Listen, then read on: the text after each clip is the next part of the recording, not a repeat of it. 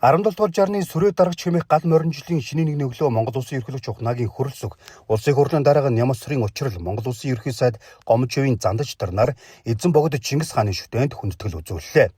Монгол Улсын ерөнхийлөгч хөрөлсөгийн санаачлагаараа эзэн богд Чингис хааны шүтээн их цагаан туг төрийн хасбууд хамгийг бүтээж 17 дугаар жарны Элдв Эрдэнэт хэмээх могойжлын хаврын тэргүүн сарын бэлэгт сайн өдөр Чингис хаан үндэсний музейд байх өргөнд нь залсан.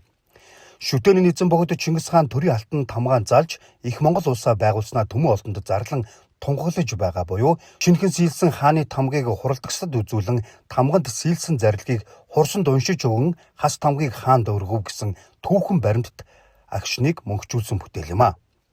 Их тэнгэрийн хүчинд их Монгол улсын Далайн хааны зарлиг ил булхай иргэнд хүрвээс биширтгвэ аюу тугай бичвэр бүхий дардас арслан дүрстэй бариултай тамга нь их Монгол улсын төрийн бэлэгдэл.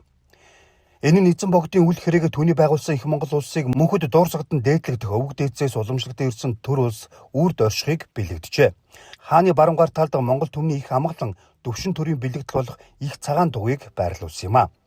Энэчлээс эхлэн төрийн 3 төрлөг жил бүрийн цагаан сарын шинэ нэгэнд эзэн богд Чингис хааны шүтээнд хүндэтгэл үзүүлдэг уламжлал инхүү тогтож байна. 17 дугаар жарны сүрээ дарагч хэмээх гал моринжлын шинэ нэгний өглөө Жанжин Сүхбаатарын талбайд Монгол Улсын төрийн талбайг мөн мандууллаа. Энэ үеэр үлгэр жишээ үлгээр хөгжмөнд төрийн дуулал игшгэлсэн юм а.